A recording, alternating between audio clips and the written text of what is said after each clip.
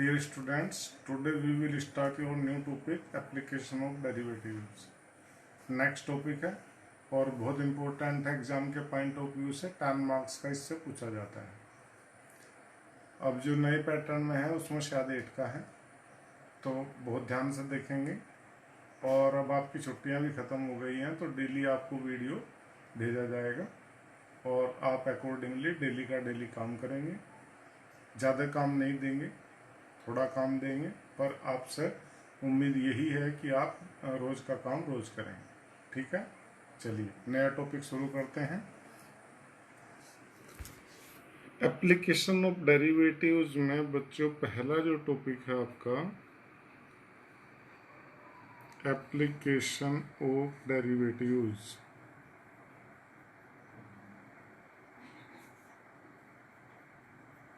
में आपका first topic है rate of change of quantities.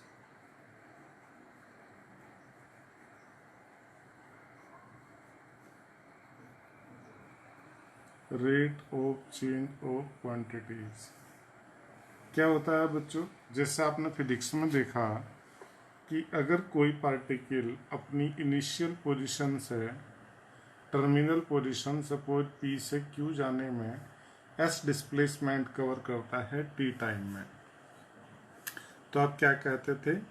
Rate of change of displacement with respect to time D S upon D T. ये क्या जाना जाता था? वेलोसिटी। और इसे हम क्या कहते हैं? Rate of change of displacement with respect to time. ऐसे ही अगर मैं इसे बोलता हूँ, डिनोट करता हूँ सपोज वेलोसिटी को किससे? v से, तो अगर मैं इसका रेट ऑफ चेंज देखना चाहूँ dv बाई dt, तो इसे आप क्या कहते थे? याद करो, एक्सेलरेशन। ये हो गया rate of change of velocity.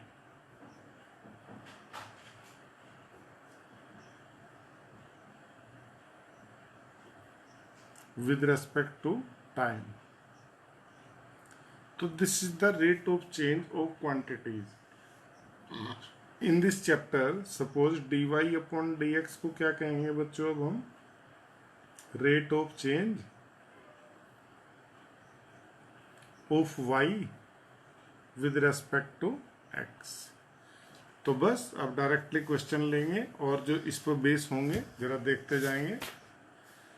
जैसे क्वेश्चन नंबर 1 देखो बच्चों, find the rate of change of area of a circle with respect to its radius r।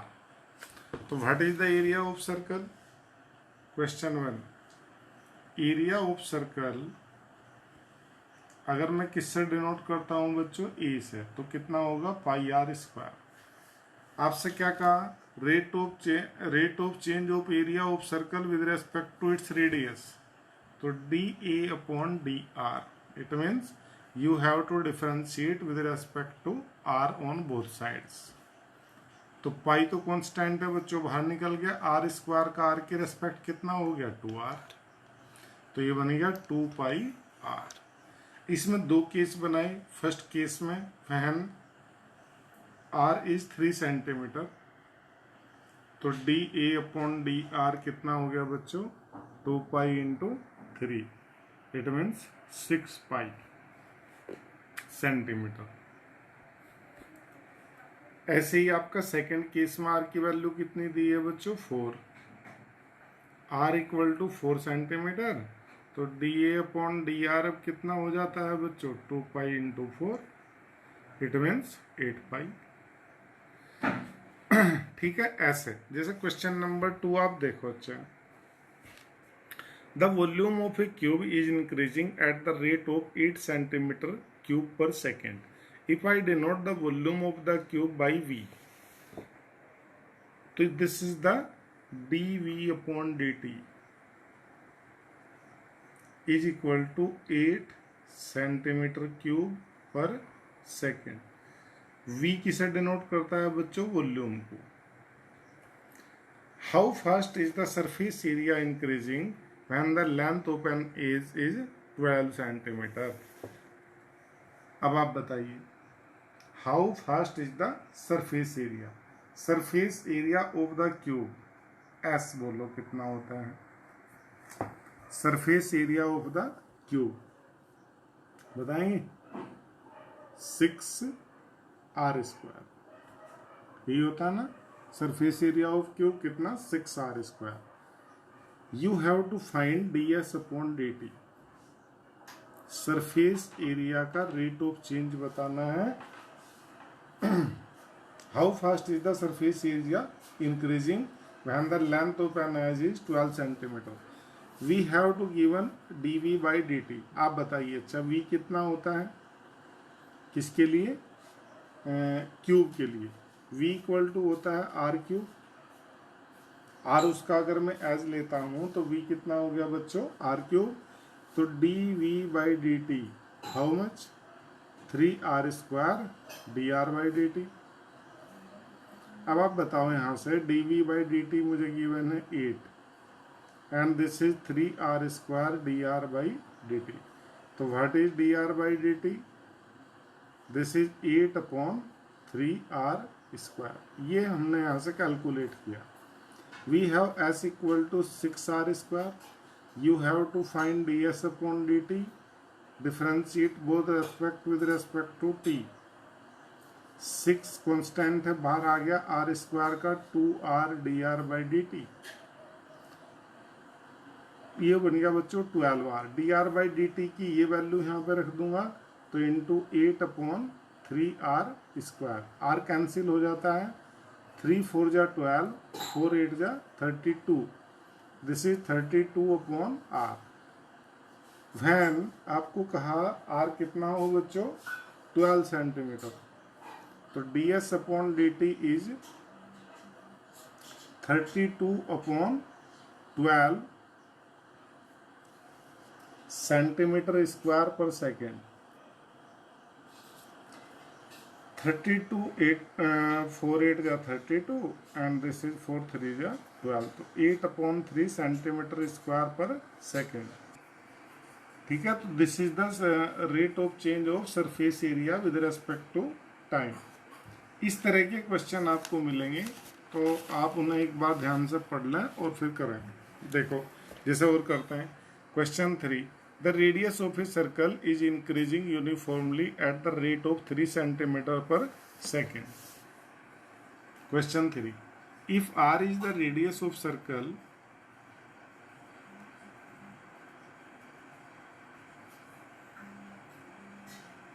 it is given dr/dt is what? 3 centimetre पर second. देखते जाओ। The radius of a circle is increasing uniformly at the rate of 3 centimeter per second. Find the rate at which the area of circle is increasing when radius is 10 centimeter. What is the area of circle? Pi r². You have to find dA/dt means d/dt of pi r²। Pi constant है, बाहर आ गया, r² का differential t के respect to r dr/dt। You have to given dr/dt is 3, so this is 2 pi r into 3, it means 6 pi r। आपको question में बच्चों दिया गया है when r is 10 सेंटीमीटर।